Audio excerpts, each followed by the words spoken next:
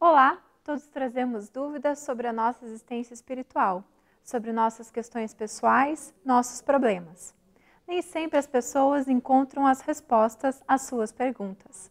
Considere que o Espiritismo pode ser a fonte de muitas das respostas que a vida nos pede. Está no ar mais uma edição do programa Vida em Foco e você é o nosso convidado especial. Fique conosco e acompanhe as novidades dessa edição.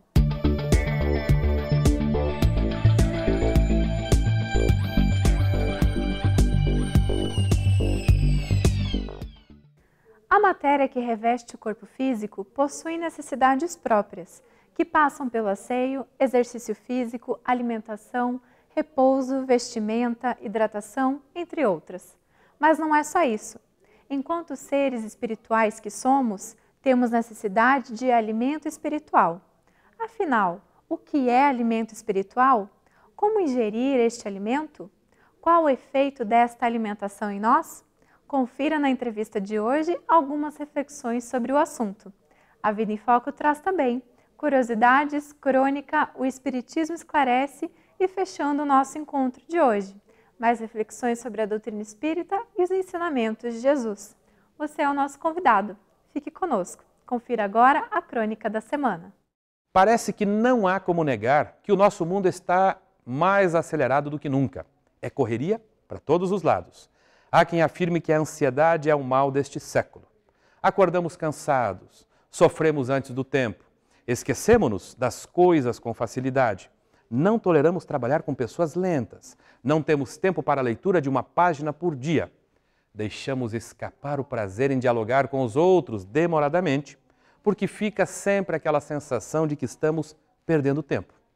Especialistas dizem que se há 15 anos produzíamos 60 mil pensamentos por dia, hoje produzimos mais de 90 mil. Sim, 90 mil pensamentos passam pela nossa cabeça todos os dias.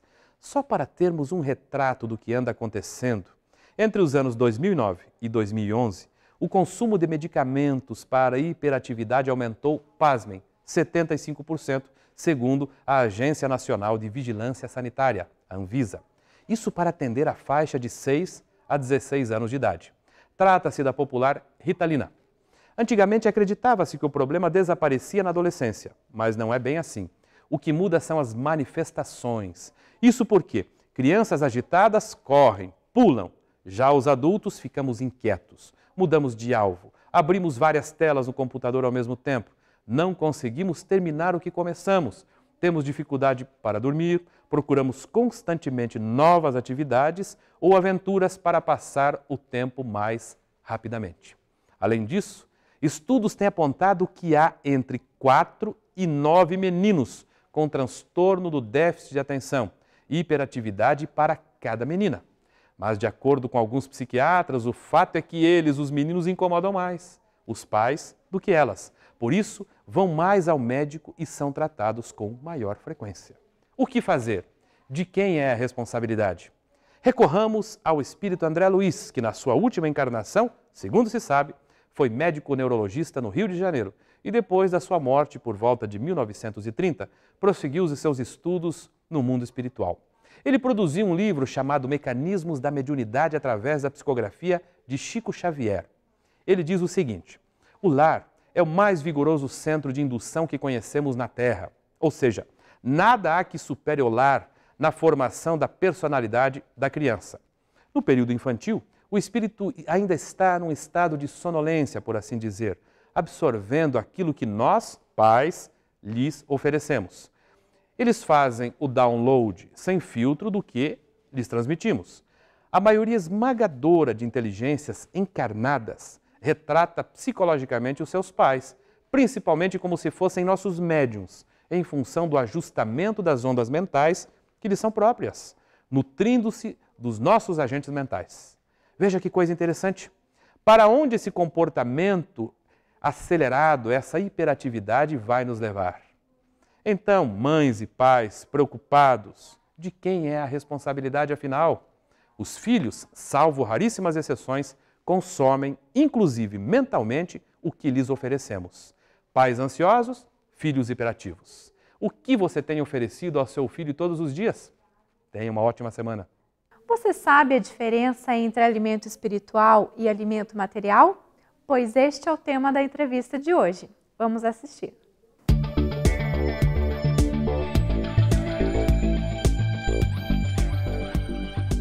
Olá, é muito bom estar com você novamente. E começamos o nosso quadro de bate-papo, de conversa, a nossa entrevista. Hoje recebemos novamente Vitor Caruso Júnior. Vitor, seja muito bem-vindo de novo ao nosso programa. Obrigado, Marcelo. Vitor trabalha com desenvolvimento humano, trabalha ajudando as pessoas. Ele mesmo tem uma história que pode ser vista num programa anterior, nosso, que a gente já conversou um pouco sobre isso. E o Vitor veio hoje ajudar a trazer mais reflexões sobre a nossa vida, né, Vitor?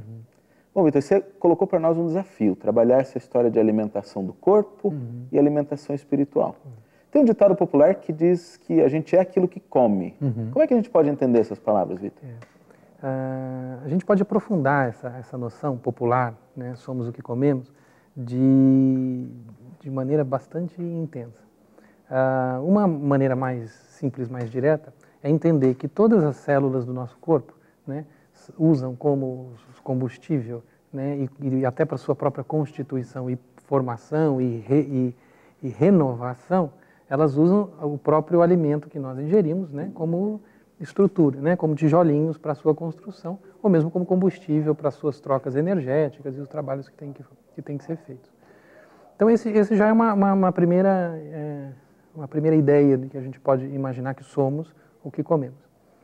E aprofundando essa noção, a gente pode perceber que existem, se você for olhar os alimentos, existem alimentos que permitem esse funcionamento de maneira mais adequada, de maneira mais tranquila para o corpo, e alimentos que causam um pouquinho de estranheza, dificuldade e esforço para o corpo, né? E existem alguns alimentos, muitas vezes saborosos e de preferência da maioria das pessoas, agrada o paladar, que são danosos para essa estrutura de energia, para essa estrutura de reconstituição celular do corpo, né?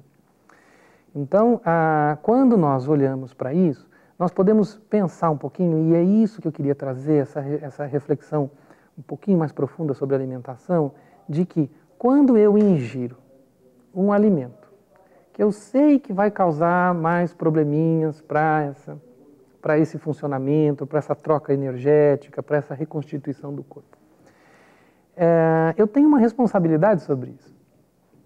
Por quê? Porque este corpo ele vai poder atuar, né, na vida, na relação com os filhos, na relação com a família, na relação com os amigos, na relação com o trabalho, a partir desse dano ou não que eu fiz ao corpo, né?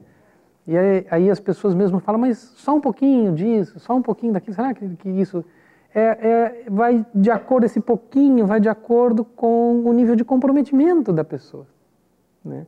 Que é o comprometimento de eu quero ou não quero, eu pretendo fazer a utilização da máquina, da estrutura que me é dada, divinamente dada, né? A vida, o corpo estrutural que recebe essa vida. Eu vou utilizar em que nível de qualidade, em que nível de sintonia, em que nível de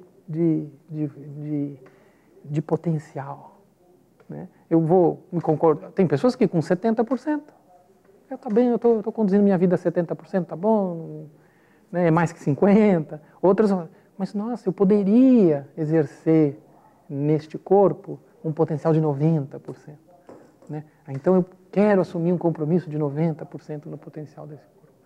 Essa é uma primeira perspectiva. A gente pode olhar também sobre essa mesma ideia, a questão de que existem alimentos que vão causar doenças, que vão causar alguns danos ao corpo, né? O seu consumo consistente, né, vai causar esse regular, vai causar esse tipo de problema. Enquanto que outros alimentos são comprovados que eles fazem o quê? Quase um auxílio ao processo de rejuvenescimento das células, a um processo de manutenção da saúde, né, e de disposição das pessoas. Então, esta parte da questão física dos alimentos, nós temos um pouco de responsabilidade sobre o que ingerimos, porque ele vai influenciar a nossa maneira de atuar no mundo. Entendi. Então, conta um pouquinho para nós isso. Como é que o alimento que eu estou comendo pode de alguma maneira, influenciar essa minha maneira de me comportar, de agir no mundo, assim, de pensar? Tem uma pesquisa que foi feita já mais de uma vez com diferentes universidades. Eles definiram os tipos de alimentos que as pessoas iam comer, por categorias. Uma pessoa ia comer mais proteína, a outra pessoa ia comer mais carboidrato, outra pessoa ia comer carboidrato com mais frutas. E deram para essas pessoas resolverem jogos financeiros, elas tinham que aplicar no mercado financeiro, extremamente complexos, de compra e venda de ações, onde o uso da memória e o uso do raciocínio. A memória por quê? Porque ele tinha que, de uma certa forma, lembrar quais as ações que ele tinha comprado e rapidamente decidir o que ele ia fazer. E a coisa continuava e ele tinha, então, que seguir um raciocínio e ainda lembrando das jogadas anteriores, né? Então, e aí você tem um resultado financeiro positivo e negativo de acordo com o resultado do jogo. E aí eles começaram a medir de acordo com os alimentos que as pessoas comiam nesses jogos para ver quais alimentos que tinham mais... Então, essa é uma prova de que existem dados já significativos, mostrando que existem alimentos que favorecem o raciocínio, favorecem a lógica.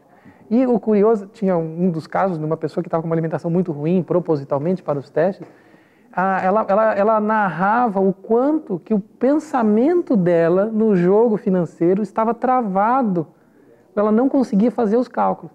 E no final da pesquisa, significativamente mostrava que a alimentação mais saudável gerava decisões mais inteligentes nesse jogo de mercado financeiro do que decisões tomadas por a pessoa que estava se alimentando mal.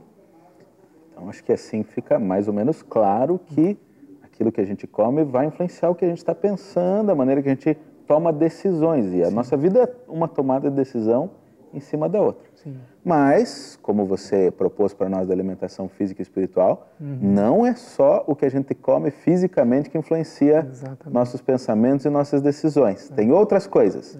Então, depois do intervalo, você vai contar para nós um pouco do que mais eu posso fazer, além de cuidar da minha alimentação, para que eu possa fazer essas transformações na minha vida. E você continue conosco, o programa volta daqui a pouquinho. Aguarde uns instantes. A Vida em Foco vai para uma pequena pausa e logo retornaremos com o segundo bloco de entrevistas. Até já!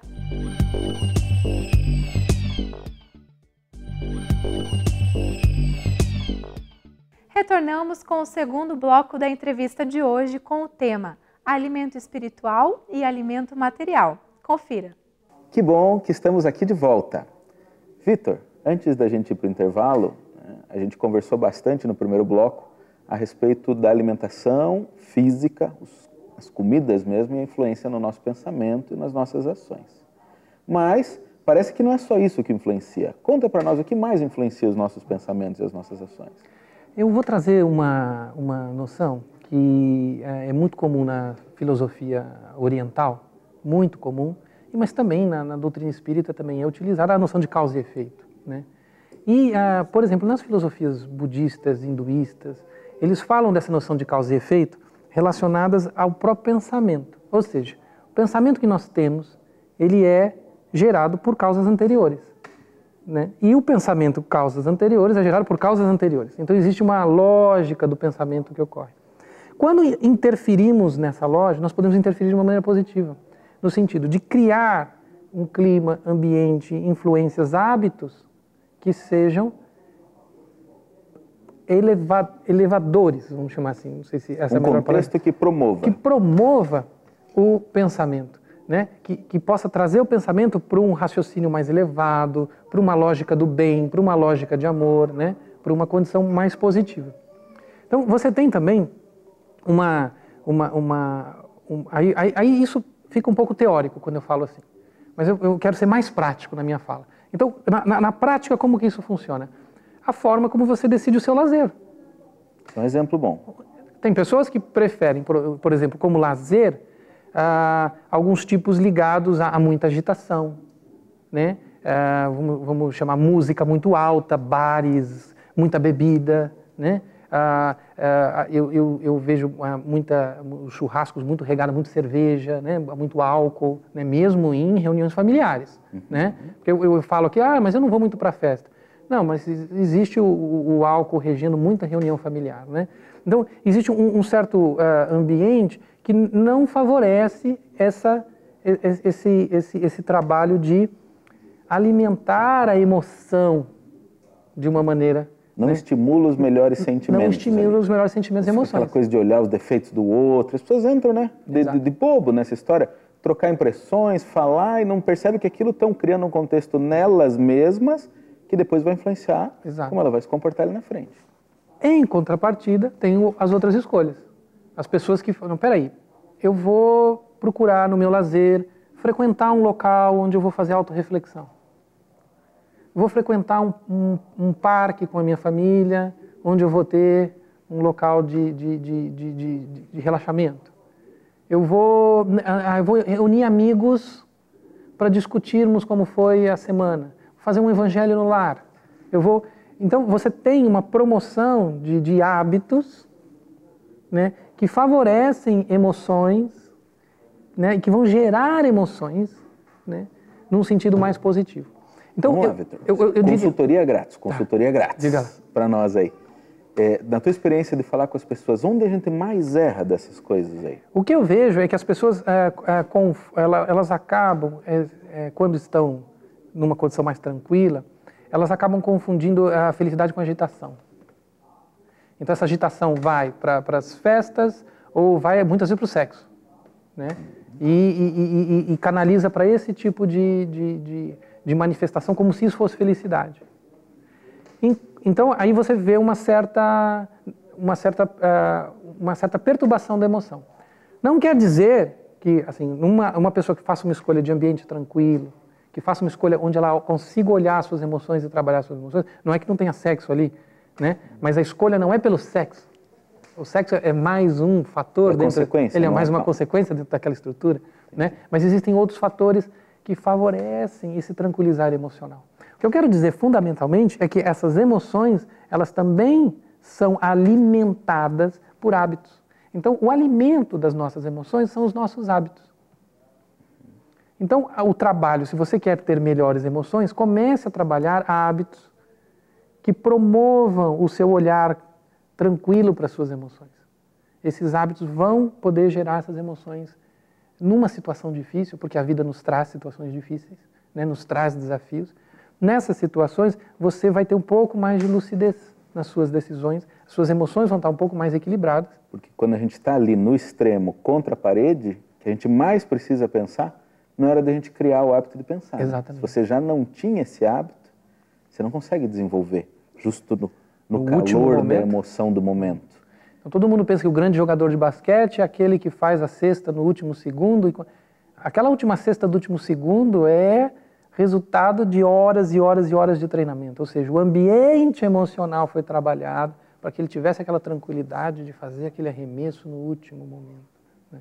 Então, você está trazendo para nós que há uma retroalimentação. Exato. Meus hábitos levam emoções. As minhas emoções equilibradas me favorecem outros hábitos. Exato. Então, hoje a gente pode cair num ciclo que só puxe para baixo. Exato. Ou a gente pode reverter isso e começar a caminhar no outro sentido. Exatamente.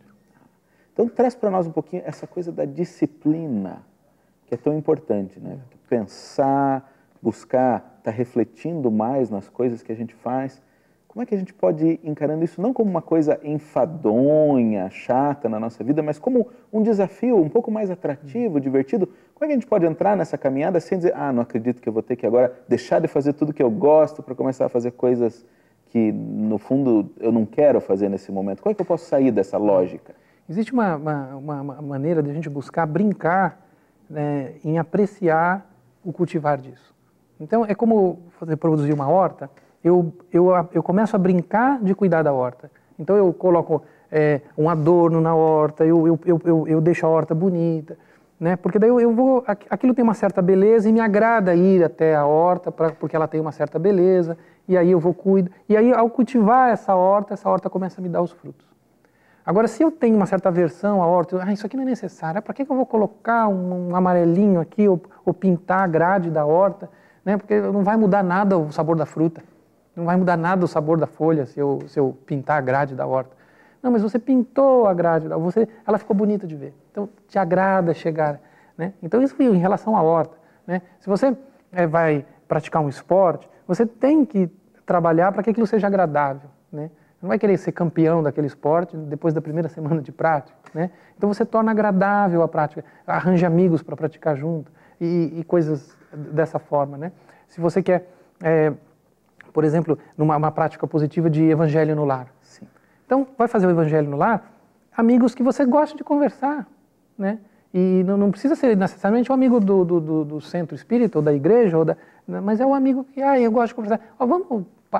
Vem aqui em casa, vamos separar 15 minutos aqui para a gente fazer uma conversa diferente, né? Porque é agradável. Então, tornar essa caminhada mais agradável. O hábito se instala um pouco mais fácil quando feito dessa forma. Isso para tanto os nossos hábitos físicos como emocionais e espirituais. Exatamente. Assim a gente vai alimentando novas formas. Vitor, muito obrigado por ter vindo contribuir conosco, compartilhar da tua vivência, da tua experiência. Espero que tenhamos outras oportunidades. E você, continue conosco que ainda tem mais no nosso programa de hoje. Chegou o momento de você esclarecer as suas dúvidas sobre assuntos do cotidiano através da doutrina espírita. Fique agora com o quadro O Espiritismo Esclarece. O que acontece com a pessoa depois que morre? Pergunta o internauta Daniel. Olá, Daniel. Depois da morte do corpo, os eventos que sucedem são os mesmos para todos. Entretanto, diferem em intensidade conforme cada um. O primeiro evento relacionado à morte é a separação do espírito do corpo. Esta separação ela pode acontecer pouco antes da morte, no momento ou depois da morte corpórea. A depender das condições em que o indivíduo morre, pode ter mais facilidade ou dificuldade de separação entre o corpo e o espírito. Além disso, o estado emocional daquele que está no seu processo de desencarne e de separação pode facilitar ou dificultar esse desligamento do espírito do corpo. Feita a separação, o espírito livre fica à mercê do seu merecimento e vontade. Espíritos maus se reunirão aos seus comparsas na lida do sofrimento nas regiões de maldade e angústia. E espíritos bons, que desejam o bem, serão recolhidos juntos aos de mesmo propósito. Quando recolhidos nas esferas superiores, não poucas vezes necessitam o espírito de adaptação ao retorno ao mundo espiritual. Assim, não é incomum passar o indivíduo uma temporada na qualidade de atendido, a fim de adaptar-se à vida longe do corpo e sem as necessidades inerentes da matéria, como, por exemplo, a alimentação. E estabelecido no plano espiritual, parte o ser para a etapa da instrução. Investirá no conhecimento das coisas e das leis que regem o universo, para, na sequência, começar a trabalhar. Trabalhe o espírito em favor de si mesmo e do próximo. No plano espiritual, continua o processo de evolução do ser. Até o dia que sente o espírito a necessidade de voltar à vida na matéria para a nova encarnação. Reencarna a fim de evoluir mais e ajudar, ajustando vivências mal sucedidas do passado. Nasce e recomeça o processo de aprendizado. Então, Daniel, depois da morte, o recomeço. Obrigado pela pergunta. Se você procura por respostas, Divaldo Franco responde. Como as separações conjugais podem influenciar na sociedade cristã? Informação? De maneira perversa, como vem acontecendo. As criaturas humanas, lentamente estamos perdendo a sensibilidade. E graças à tecnologia, que nos tem facultado a compreensão de quantas coisas são descartáveis, porque a grande maioria é quase inútil, transferimos para os sentimentos, descartando-nos com facilidade das pessoas com as quais convivemos. Estudos psicológicos muito recentes estabeleceram que a nossa sensibilidade humana está ficando embotada diante das dores coletivas, dos desastres sísmicos, da agressividade, da violência, da perda de sentido psicológico. No mecanismo de autodefesa nós nos armamos. Armamo-nos a fim de não sofrermos. E isso nos torna pessoas insensíveis, fazendo que a união conjugal, o matrimônio, a parceria da afetividade, seja de efêmera duração. E, por consequência, a família padece o estrangulamento. Quando o lar se desequilibra, a sociedade cambaleia. Na vida cristã, é necessário que haja entre os parceiros, além da união fraternal, o sentimento de amor para a procriação, mas, acima de tudo, respeito pela individualidade, pela consciência, para que o relacionamento seja eficaz. A união sexual não será sempre um paraíso, uma viagem ao país da fantasia, porque somos criaturas humanas diferentes. Estagiamos em níveis psicológicos de várias classes, mas aí entra o sentido da palavra de Jesus: não desejar ao outro aquilo que não gostaríamos que ele nos desejasse, ou pior, que ele nos fizesse. Então, no porvir, acreditamos, os relacionamentos serão mais profundos, não apenas ditados pelo erotismo que logo passa como a labareda que crepita e se apaga por falta de combustível, mas pelo sentimento do respeito, acima de tudo pela ternura, pela necessidade imensa da gentileza, como afirmava com sabedoria Blaise Pascal, desde 1642. Então, para a grande construção do porvir, é necessário que o lar seja fortalecido. E para isto, os parceiros, casados ou não, estabeleçam as diretrizes de segurança do amor para produzirem uma prole feliz. Obrigada pela sua companhia. Estamos chegando ao fim de mais uma edição. Recordando que você pode ajudar a produzir o programa. Mande as suas sugestões ou dúvidas para contato@vidaemfoco.com.br. Acesse www.avidaemfoco.com.br para rever os programas anteriores e aqueles que você não pôde assistir. Na página do Facebook, você encontra informações e novidades sobre as próximas edições do programa. Nosso desejo de uma ótima semana e te aguardamos na próxima edição da Vida em Foco. Tchau!